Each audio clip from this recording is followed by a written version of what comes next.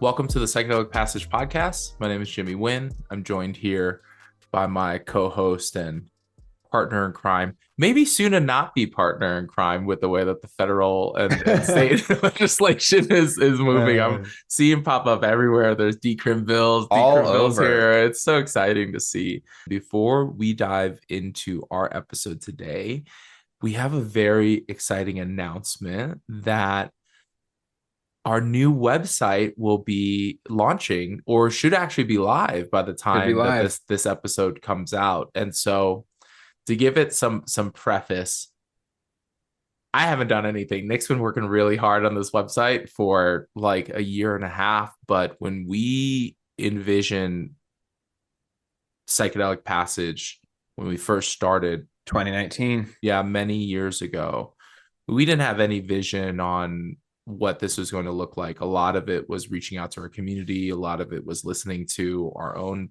medicine work and all of that on how we want to show up into the space. And so when we built the website, it was Nick and I being these young, humble facilitators, and it was really oriented to that.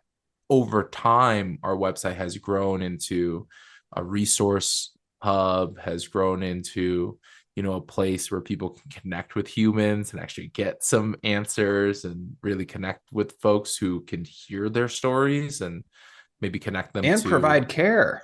right, exactly. And so this new website, I think, not only encompasses journey that journey for folks. If you are curious or interested in how psychedelics may interweave into your own personal growth, your own healing, your own mental health, I not only feel like this website is very representative of that, but also I would say that it is really a reflection on who we are as an organization, which I'm really excited about. And so props to you, Nick, on that new website. It'll be the same URL, www.psychedelicpassage.com. And I wonder if there's anything else before we dive into this episode that you feel called to share about the new website. Well, I hope you love it. We spent a lot of time on it. Our goal was to make something that was user friendly, easy to navigate, easy to digest, easy to understand what was going on. And really, this marks a major evolutionary process for us as a company and as a brand. I mean, anyone that visited the old website, Jimmy and I did all of that ourselves. No professional help, no outsourcing, no nothing. And this was the first time where we got to feel supported in the facelift, the rebuilding of our brand with actual designers and folks who could help us create a brand that really was an extension of Jimmy and I and was an accurate portrayal of what is important to us and how we want to see the space evolve. And so my hope is that you all feel that when you visit the site. And my ask is that if you have feedback, if you have anything, feedback, good, positive, constructive, or otherwise, like please share it with us. It's going to be a work in progress. It always is. But this is a big milestone for us, and we're really excited to share it with you all. Yeah, thanks for that, Nick. We want to make some pledges to our community here. And some of those pledges is that we will always be doing our own work and we will always be listening. And because of that, we will be in this constant search of evolving our services, evolving the way we engage and interact with you in a way that is relevant and makes sense for you. That's the whole reason why this podcast exists. Yeah. It wasn't to hear ourselves talk. We don't need that, but we realize, oh, there might be this platform that could actually help people. And now we have thousands and thousands of listeners who are actually tuning in and letting us know, hey, this is helping. And so we'll always be on that mission. And I think that the website in its new evolution and iteration is our meeting that pledge and really showing up in action to what that mission. Yeah. And knowing that the landscape's continuing to change Right. very rapidly. And so we need a vehicle that can adapt with the landscape. And so that's really what this new website and new brand is, and really excited for you all to see it. We hope you love it. It looks sweet. It also comes with some new branding, some new illustrations. So the Psychedelic Patch is getting a facelift. So I'm really looking forward to that.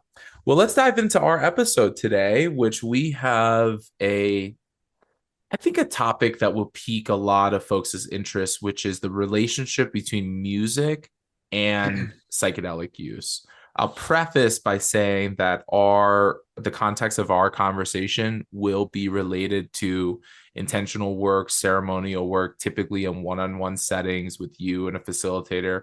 This may also apply to group settings and retreats and some things like that too. We can't speak as much to, let's say, lineage work or indigenous work or cultural work related to psychedelics, because those probably fall into traditions that are passed on, right? And even within different medicines, there are different traditions and approaches to music and things of that nature.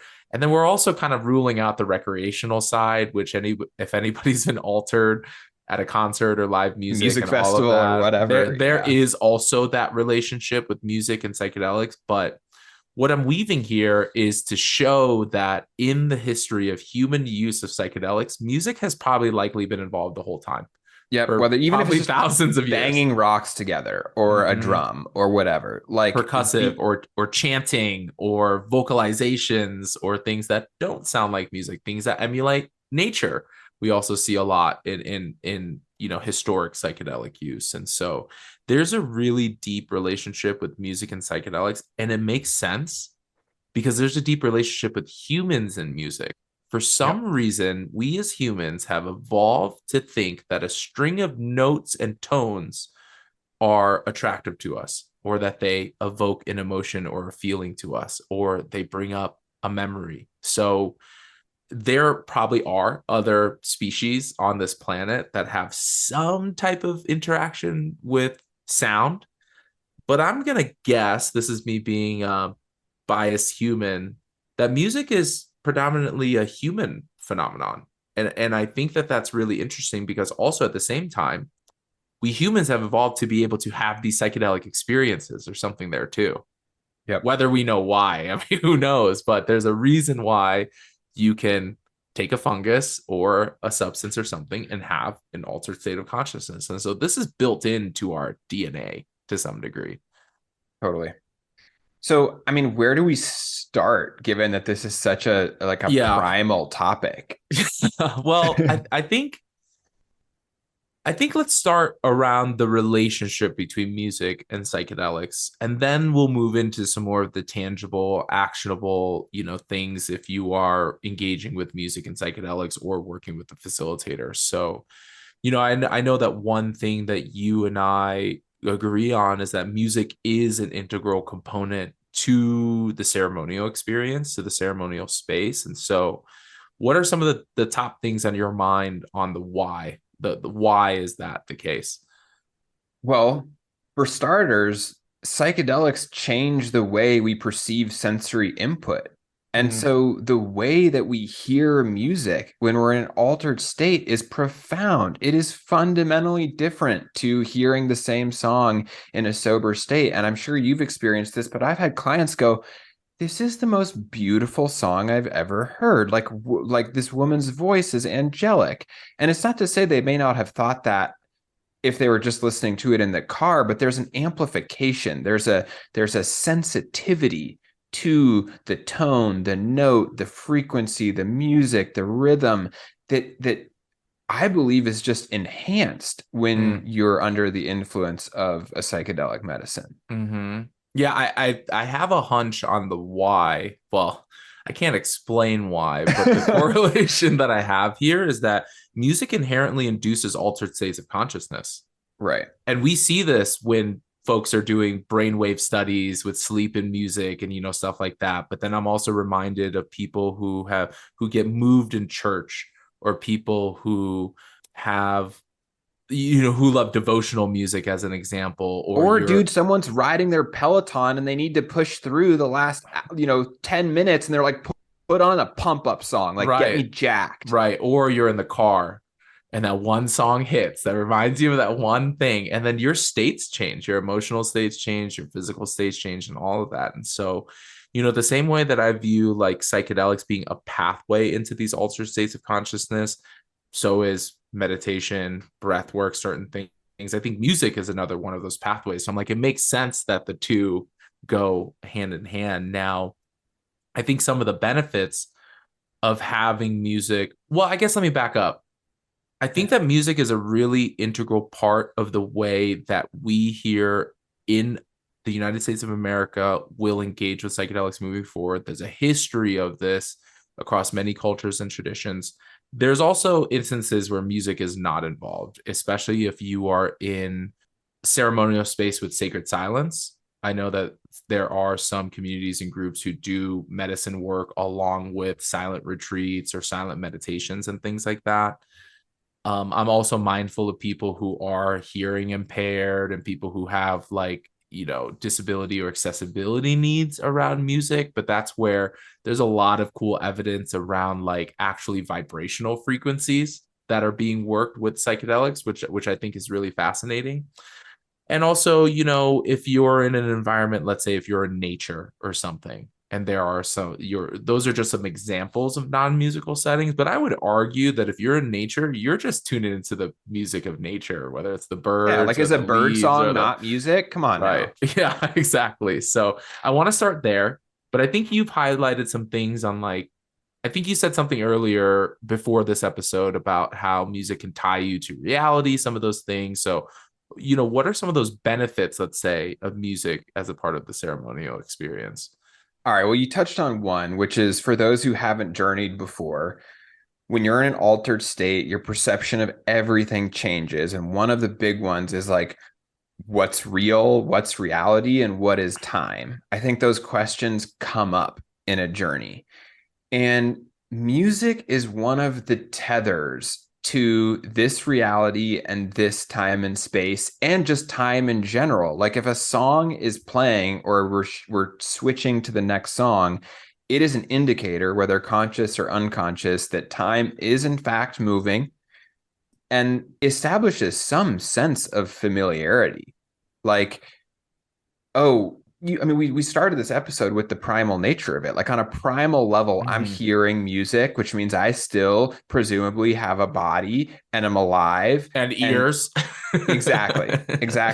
And so there very much is this tethering effect with music, and we see it with other things too, right? Smell or touch or whatever, but specifically we're focused on music here. And so this is definitely one of those ties to reality that is kind of ever present in a ceremonial journey.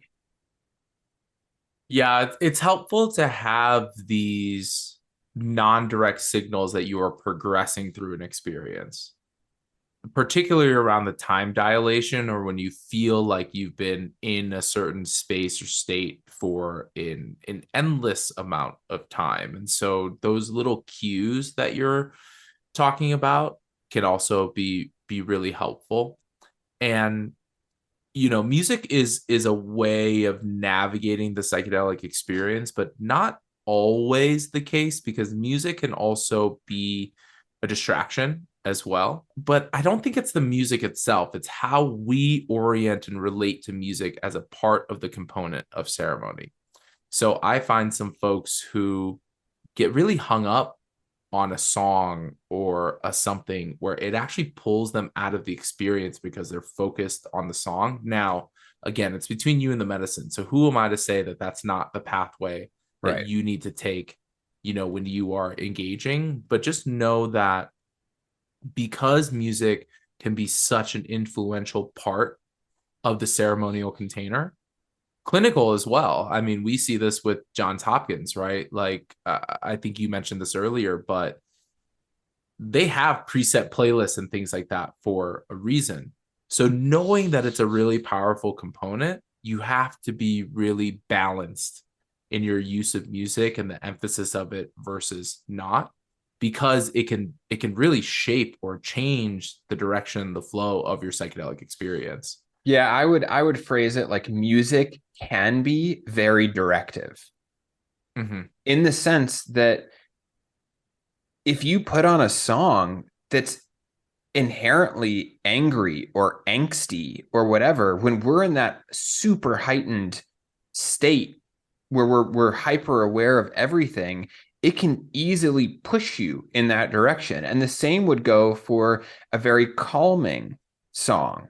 And so Johns Hopkins actually deliberately does this in their playlist. You can go check it out on Spotify, or Google it. But they deliberately choose songs that have tension and this build up crescendo and then this release, because they're basically correlating that with the internal emotional work. Now, do I as a facilitator like agree with that? I don't know. I mean, I think there's pros and cons to all of it, but to your point, it's about balance. Like if you have one or two songs with that kind of intensity, great, but you don't want a whole playlist that's like that. Otherwise, the journey is like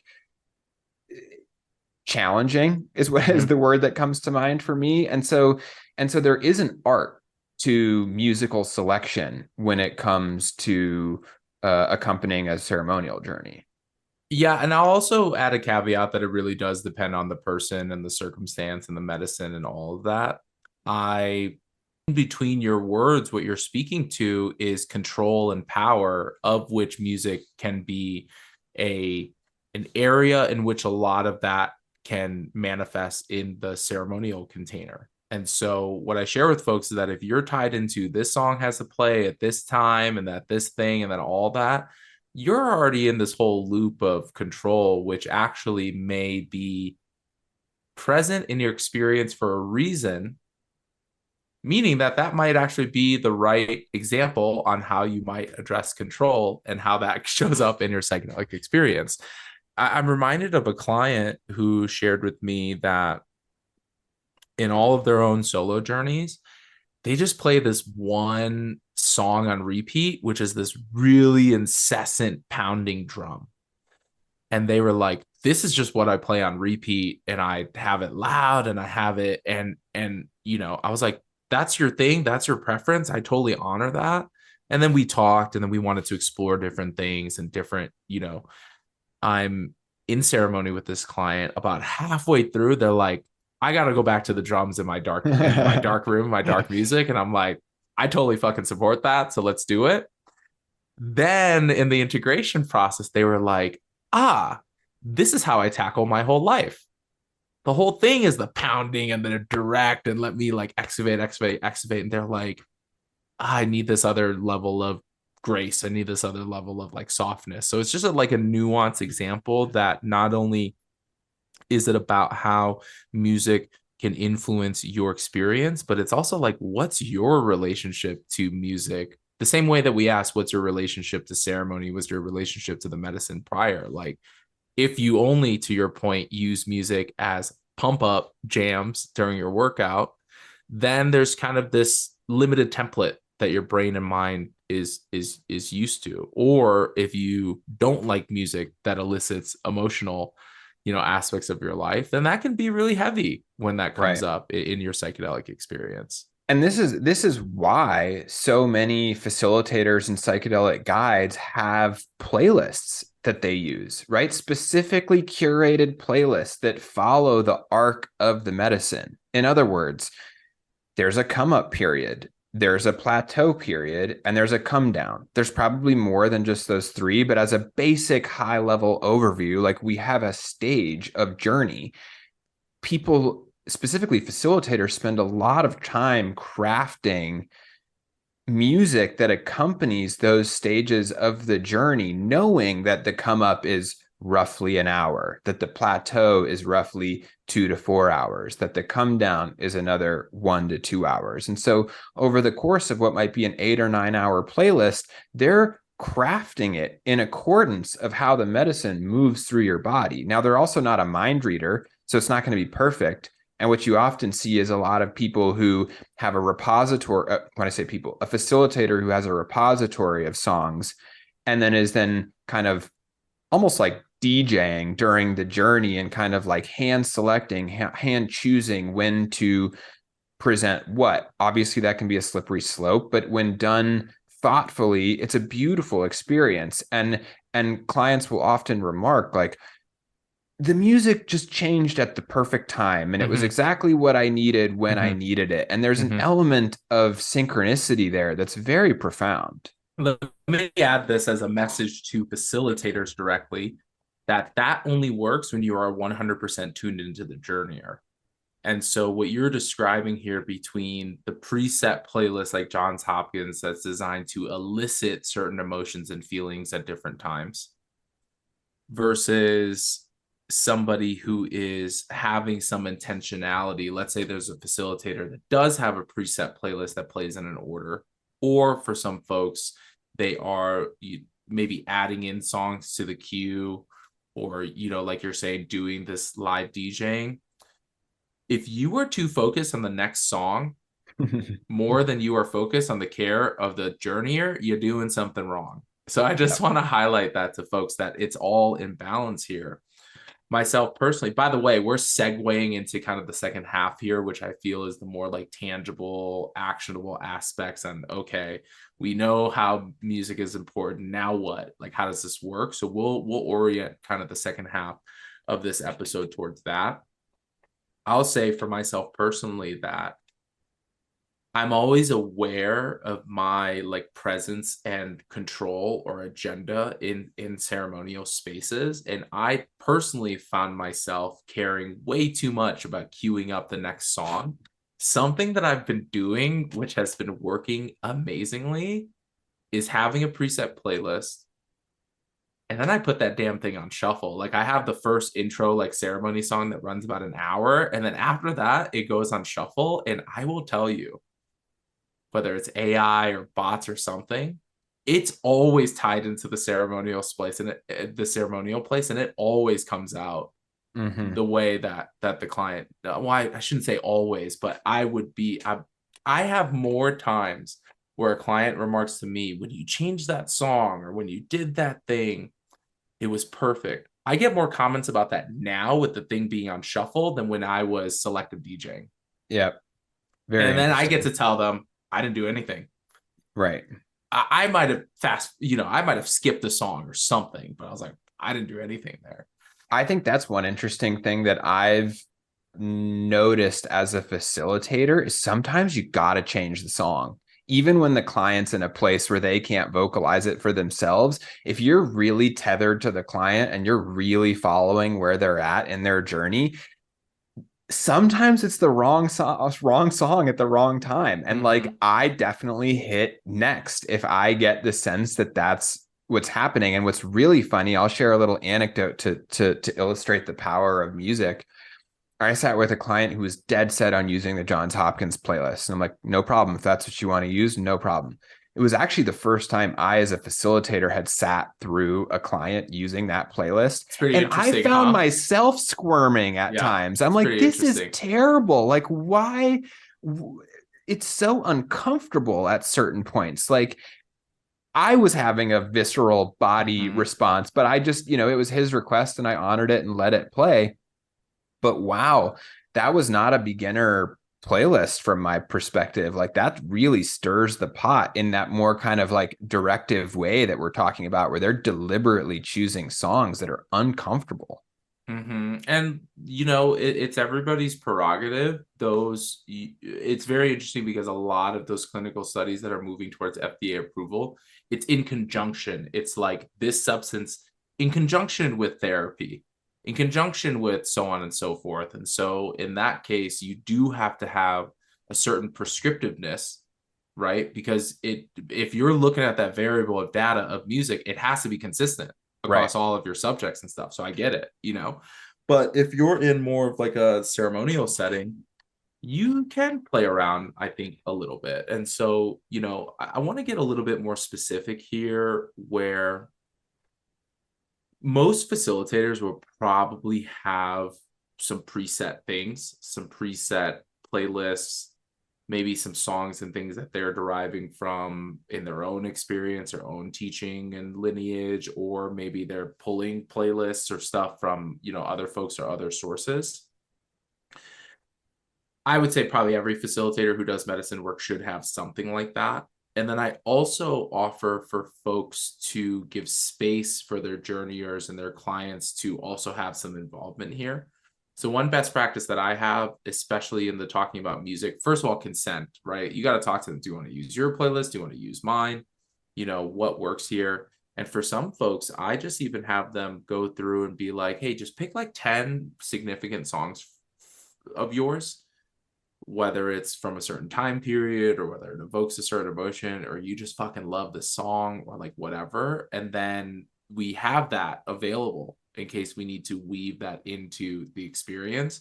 This is especially important when you are coming out of the experience and your landing gears come out and you come down and you're in the afterglow. That sense of familiarity of like, oh, these are songs that I know and love can be really, really helpful.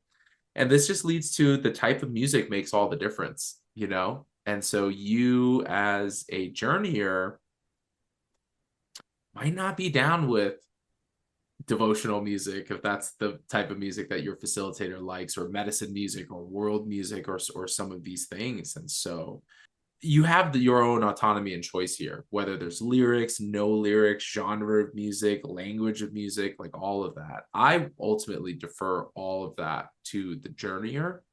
And then there are many journeyers who are like, this is one thing that I already am dealing with enough in preparation. If the facilitator could take the whole music thing off of my hands, that would be great. And that's also, okay too. I also just want to highlight for those who are unaware, because this was something I was unaware of for a large portion of my life. There is music specifically designed for ceremony.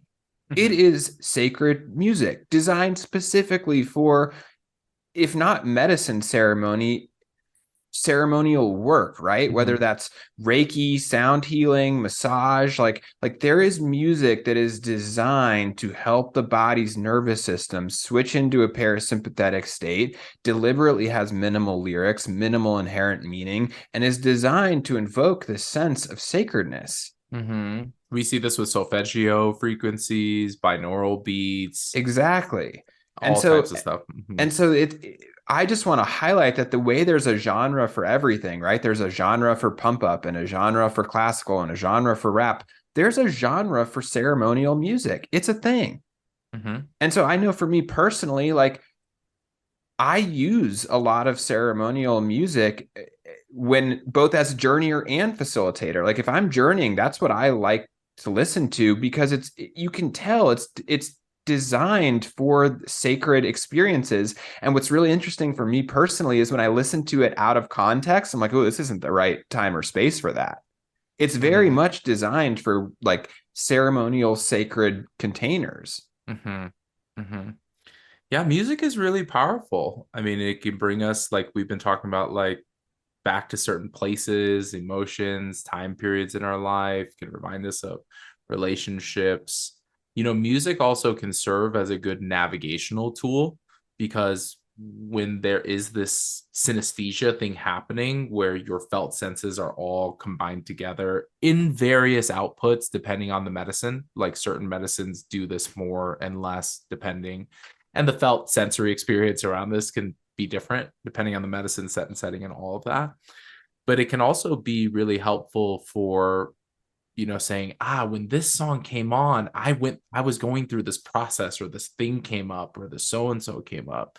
And so it can also be these milestones within your psychedelic experience that can be super, super helpful. Well, I'm sure everyone that's listening has had the experience of a song coming on and it immediately teleports you to a time and space where you last heard the song or where it was like the first time you heard it or whatever. You're like, oh, the first time I heard this, I was at a football game, senior year of high school, and super meaningful hanging out with my friends. And the same thing can happen in the journey where a lot of times our memory of the events of the journey are a little fuzzy, a little blurry, kind of feels like a dream. Hearing the song again can often bring us back to that place, that feeling, that memory. And I've had clients specifically request the ceremonial playlist that I've used after the fact so that For they can go recall. back and Mm-hmm. listen for recall. Mm-hmm. I think the other side of this, which I want to caution people on, and it was actually a note that you put down before the episode, is that because music has this time capsule component to it, you also want to be careful if there are triggering songs or music or things that are associated to negative memories, traumatic events. Maybe you do want to use that song to recall a traumatic event, but that has to be in the context with the right support, the right people, the right amount of prep work, like you probably need a therapist alongside you for all of that stuff. But just be mindful that it can go both ways with music, or can elicit some type of repressed memory, negative memory, something like that too. Totally. As So, we yeah, go tread ahead. toward the end here, I'm curious what else, you feel called to share around this, if anything. Well, I'm called to just get a little bit more practical for folks here. This is going to be just more straightforward advice. I hear all the time on whether people should use headphones or speakers. And typically, the use of like over ear headphones is commonly found in the clinical studies, in the clinical trials, again, to limit variability of that component. If everyone's using the same speaker, the same playlist, the same all of that, you can rule out a lot of the spontaneous stuff that happens.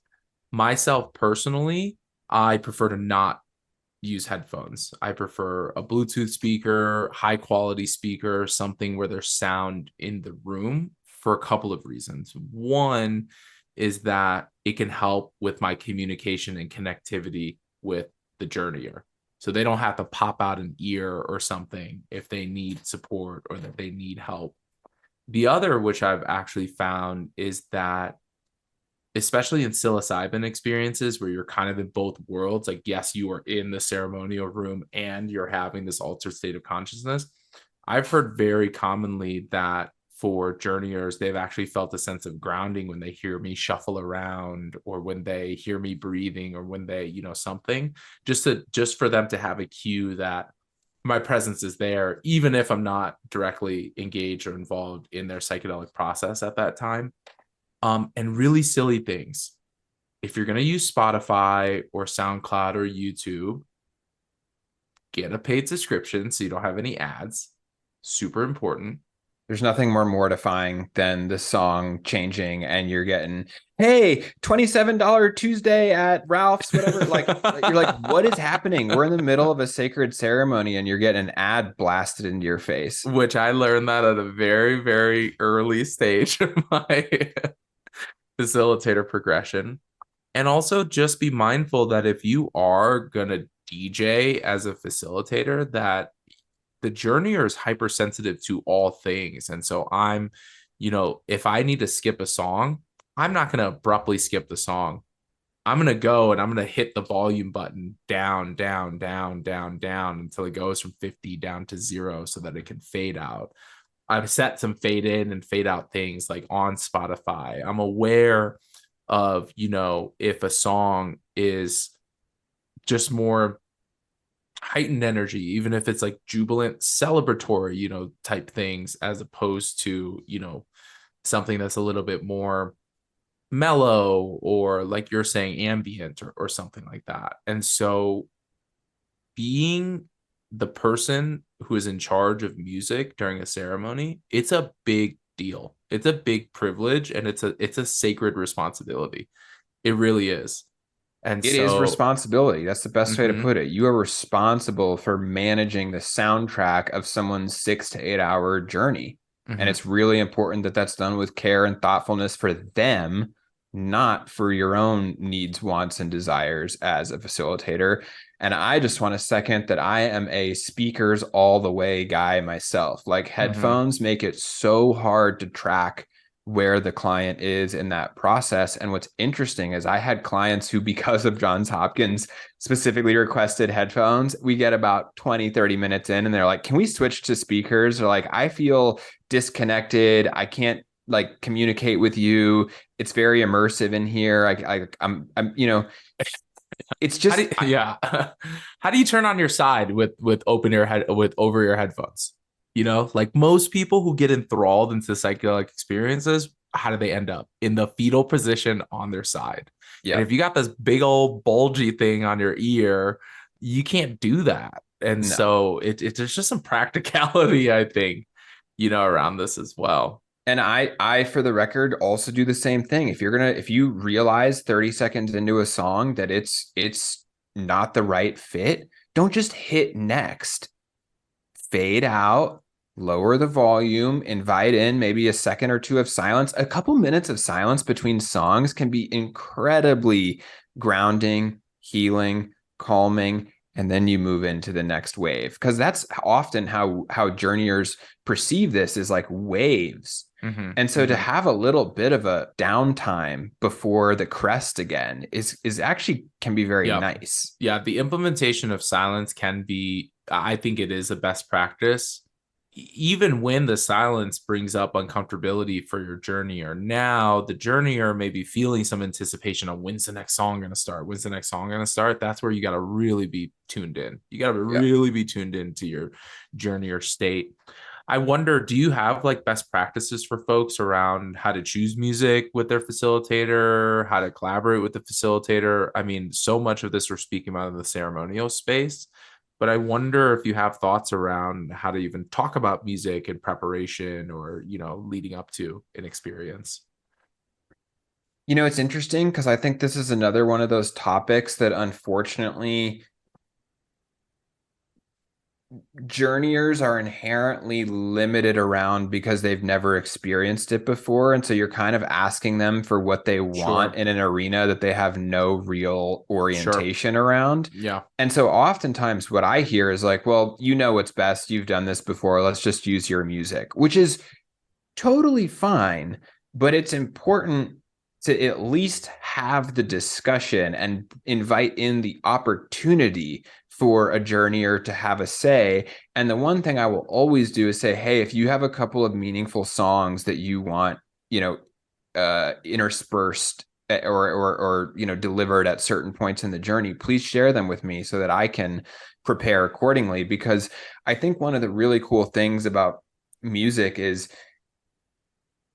we all have a song or two that's very comforting for us. And if Mhm. we find ourselves in a place in the journey where nothing else is helping us find that little felt sense of comfort, that's a perfect inflection point where a facilitator can help by putting that song on. And all of a sudden, you've got that warm hug or that little bit of tether of like, this is my song, something familiar. And or so or if you're like me, you're white knuckling an experience solo and the same 3.5 minute song you're playing on loop for 4 hours just so you can navigate whatever you're navigating. Like this is the power of music. totally, totally. Those are some of Yeah. my thoughts. Yeah, I guess I think you answered that in a really beautiful and nuanced way. So I'll just back up to say that music is an important part of this process. You have some say here as a journeyer. You have autonomy. You have choice. Your facilitator should be talking to you about music because the same way that they're talking to you about location and dosage, like it's an integral part of the ceremonial container. And in there is a lot of ability to collaborate, or you might, in your own sovereignty, be like, I want my facilitator to, handle this. And then I also really want to empower folks to do what's right for you and your intuition in that moment. If you need silence as a journeyer, ask for silence. If you need to skip a song, skip a song. If you need to ask the facilitator if you notice them DJing a little too much to just like let it play, then let it play. This is so, so important for you to identify your needs because it's your experience. I actually think that's the bigger piece of advice that I would share with journeyers is speak up. Mhm. Because here's the thing, if you give full autonomy to the facilitator to choose the playlist, which is inherently fine, there's nothing wrong with that. But partway through, you're like, I want the volume down. I want the song to change. Please vocalize that. And that's one of the rules that I set Mhm. in containers before we even get started is like, hey, no matter what you need, please ask for it. Whether a song is too loud, whether you want it changed, whether you want a different genre. Like I told you that I would handle the music. I'm going to put on what I have found to be my own version of a best practice. But if at any point that's not working for you, you're totally empowered to tell me to shut it off, adjust it, turn it down, hit next, whatever it is. And that I think is perhaps more important or more foundational than you as a journeyer picking the songs beforehand. Mhm. Mhm. This gets particularly interesting when folks come back for return ceremonies if you need different music, or there's music that's related to content. Like I have a client who is like, yeah, playing the guitar has been one of my creative expressions of integration. And so in that ceremony, is like their third ceremony, we infused a lot of Spanish guitar into it, which is really cool. So I hope that this has been helpful for folks. I think that music is one of our really wonderful gifts as a human, and it just so happens that it's so integral to psychedelic work. And so thanks for listening to us this week. You can download episodes of the Psychedelic Passage podcast, looking for all of our episodes anywhere that you get podcasts: Apple Podcasts, Amazon, Spotify, iHeartRadio.